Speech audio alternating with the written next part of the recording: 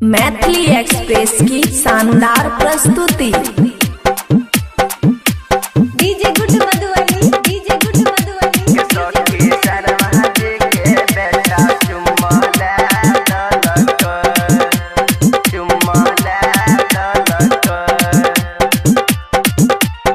खुशी recording studio Baluaha. घास काटे गलिए छोरवा बोला हाई ललक। घास काटे गलिए छोरवा बोला हाई ललक। के सखी सहोजी के बेटवा चुम्मा ले ललक। के सखी यादव जी के बेटा चुम्मा ले ललक। घास काटे गलिए छोरवा बोला हाई ललक। घास काटे गलिए छोरवा बोला हाई ललक।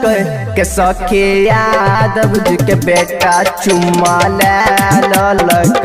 के सखी शर्मा जी के बेटा चुम्मा ले ललक।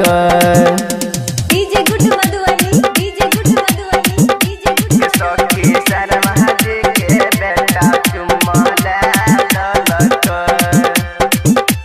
चुम्मा ले ललक। जब जब जाछी हमें खेते खरियान में छौरा सब रह छल हमरे उमंग में। हमरे उमंग में जब जब जाछी हमें खेते खरियान में छौरा सब रह छल हमरे उमंग में।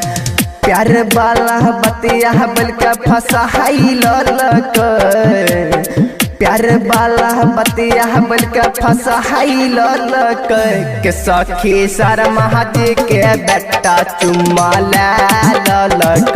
के सखी यादव जी के बेटा चुम्मा ले ललक। DJ good Madhubani, DJ good Madhubani. Sharma ji के बेटा चुम्मा ले ललक। चुम्मा ले ललक।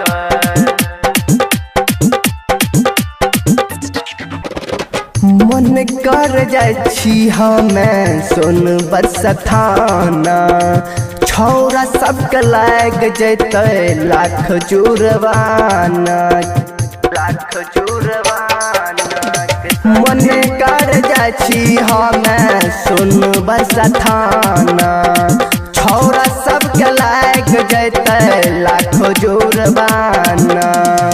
अमित शर्मा बबलू हठवा चाट ललक।